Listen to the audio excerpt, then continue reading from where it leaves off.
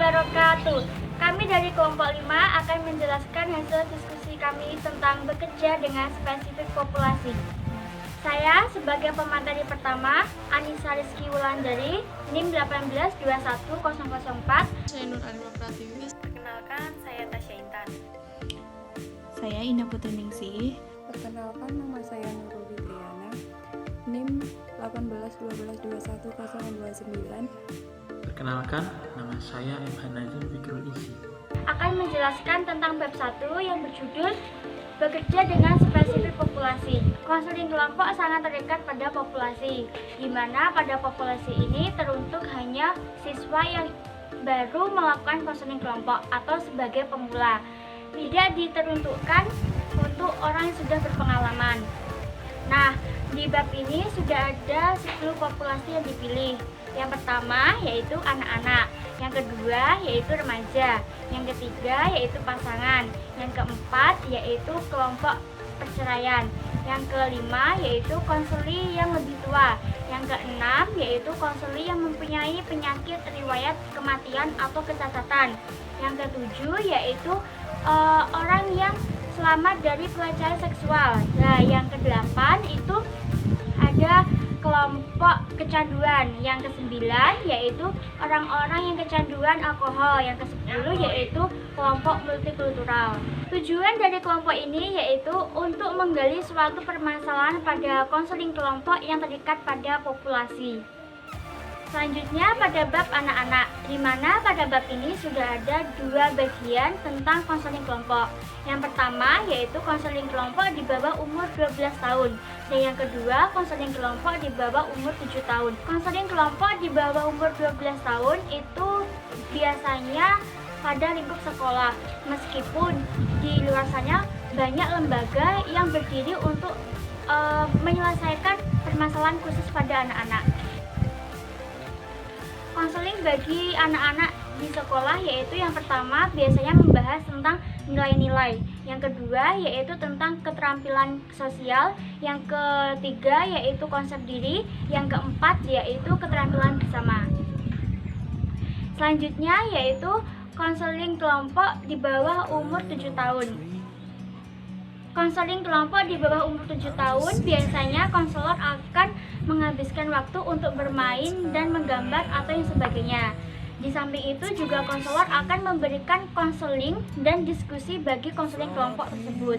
Konseling kelompok lebih baik daripada konseling individu, di mana konseling kelompok akan mempercepat atau mempermudah dalam penyelesaian konseling kelompok tersebut.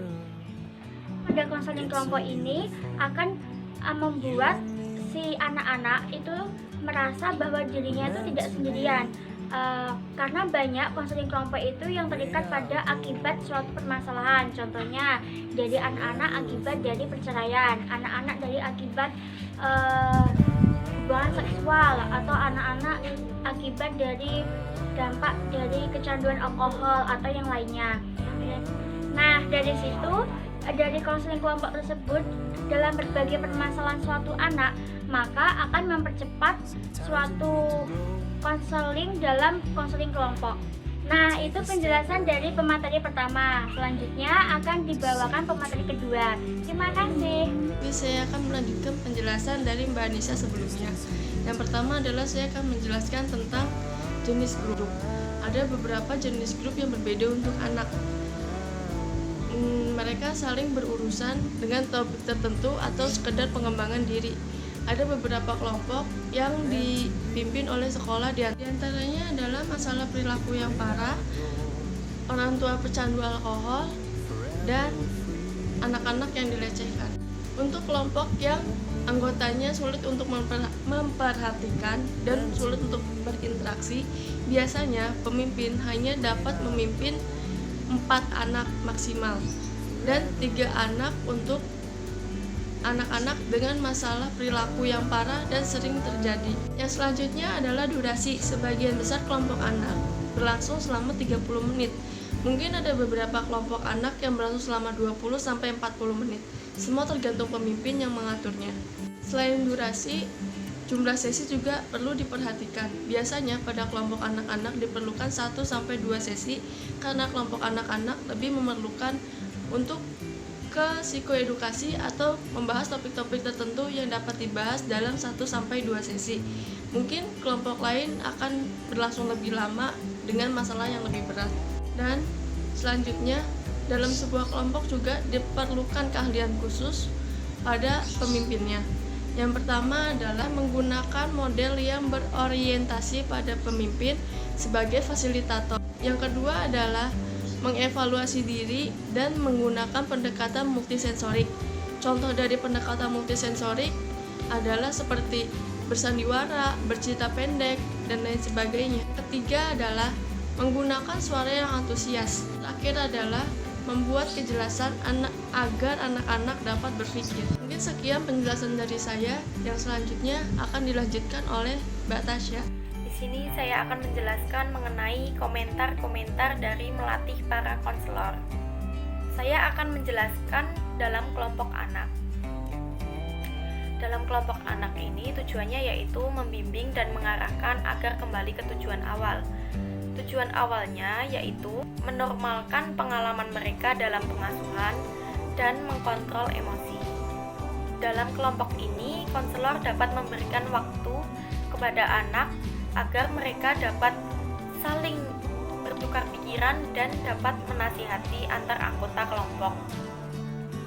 Namun, anak-anak sering lepas dari subjek. Maksudnya anak-anak lebih sering keluar dari pembicaraan. Dan lebih efektifnya jika hal ini dilakukan dengan jumlah anggota yang lebih sedikit dibanding kelompok dewasa. Anak-anak juga sering berpikir keras tentang apa yang ingin mereka katakan, namun mereka lupa apabila ia juga harus mendengarkan dengan cermat. Hal yang dapat dilakukan konselor yaitu meminta komentar atau meminta nasihat kepada anggota lain atau kelompok lain. Anak-anak perhatiannya sering teralihkan. Di sini konselor dapat memberikan waktu 1-2 menit agar anak membicarakan apa yang ingin mereka katakan. Dan apabila sudah kembali fokus dapat dibuka kembali pembicaraannya. Konselor juga harus bisa mengubah dari pembicaraan ke permainan supaya anak-anak tidak bosan. Di sini konselor juga dapat memberikan hadiah kepada anak agar aktivitasnya selalu menarik. Demikian yang dapat saya sampaikan, kurang lebihnya mohon maaf. Wassalamualaikum warahmatullahi wabarakatuh.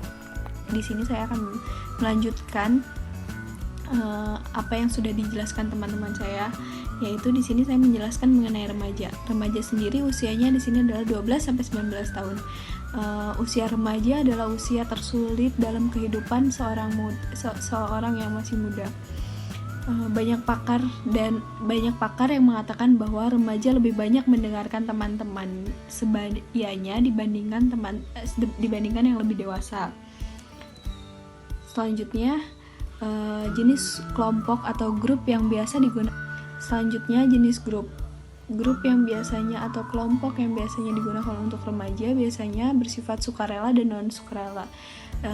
Di sini kelompok yang sukarela dilakukan di sekolah, gereja, atau lingkungan kesehatan mental, sedangkan non sukarela biasanya dilakukan di pusat perawatan, tempat tinggal, atau pusat kesehatan mental.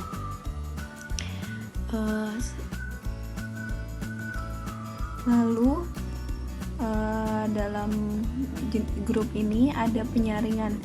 Jadi penyaringannya adalah dengan melakukan wawancara singkat dan mencari tahu mengapa calon anggota ingin berada di grup.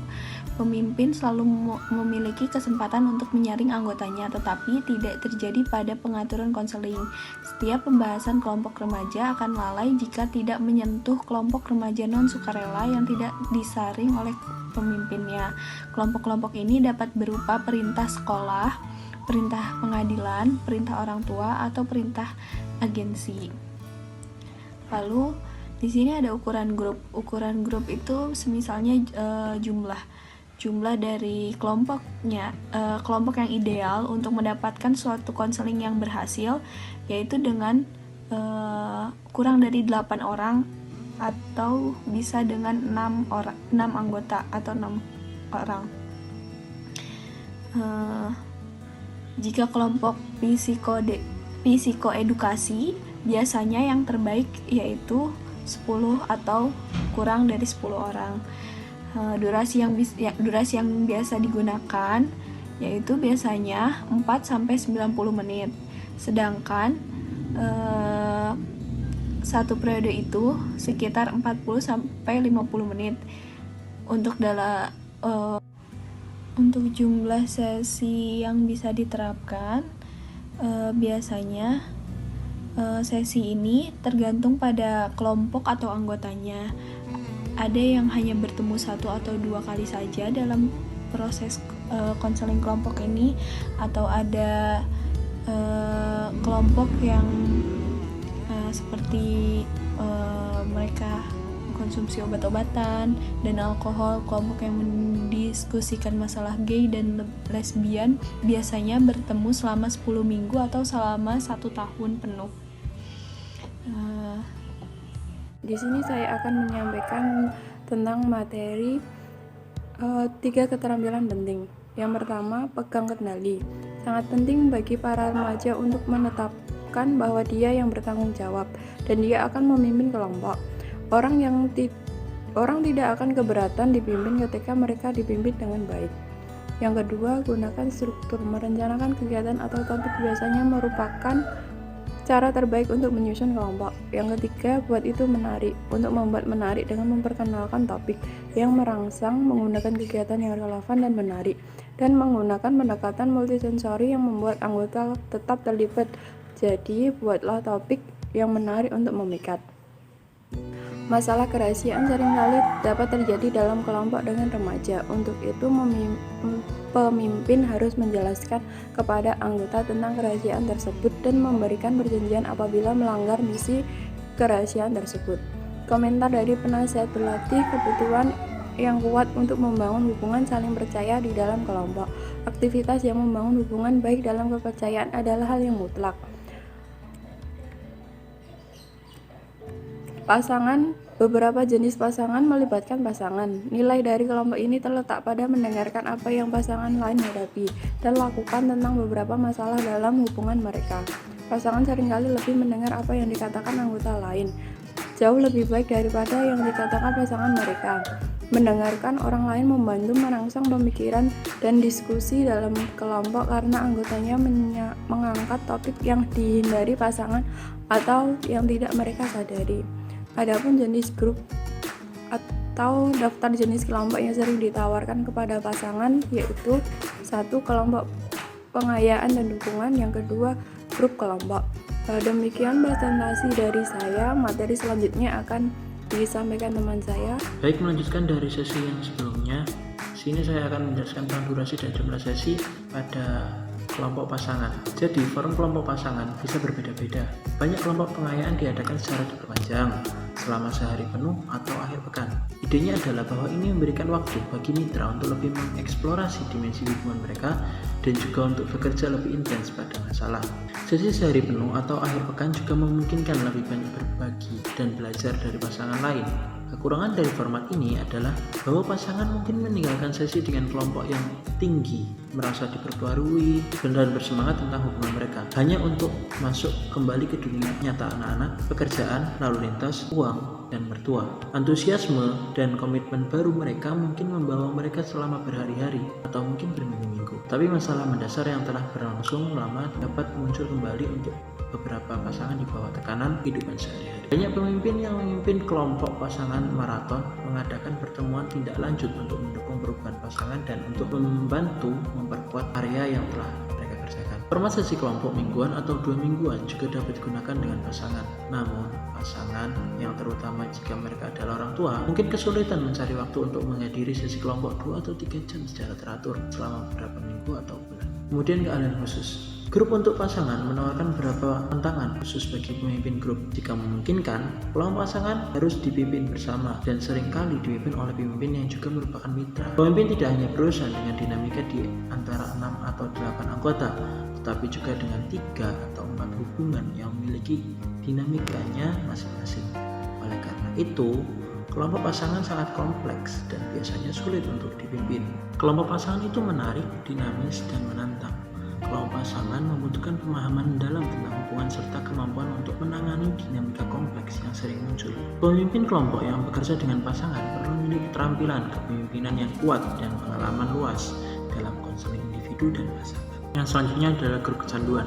Ada banyak kelompok berbeda untuk orang-orang yang kecanduan suatu aktivitas. Kami mengambil kebebasan untuk memasukkan banyak populasi yang berbeda dan unik ke dalam suatu kategori. Tapi kami merasa bahwa dalam kondisi yang ringkas ini, pembaca dapat merasakan tantangan bekerja dengan siapa saja yang memiliki kecanduan. Banyak kelompok tersedia untuk individu yang kecanduan.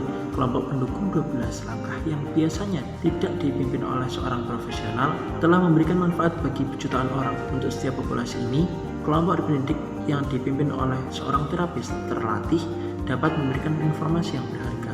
Selain itu, kelompok terapi bermanfaat bagi mereka yang menyangkal atau masih berjuang melawan kecanduan dan konsekuensinya. Nilai kelompok kecanduan tidak bisa dilebih-lebihkan. Pecandu perlu mendengar dari pecandu lain, terutama mereka yang sedang berjuang dan mereka yang melakukan lebih baik dari mereka. Banyak dukungan dan bantuan dapat diberikan karena anggota merasa ikatan yang kuat dengan mereka yang menjalani apa yang mereka jalani.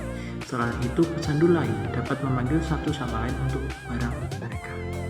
Sekian dari kami, apabila ada kurang kami mohon maaf. Wassalamualaikum warahmatullahi wabarakatuh.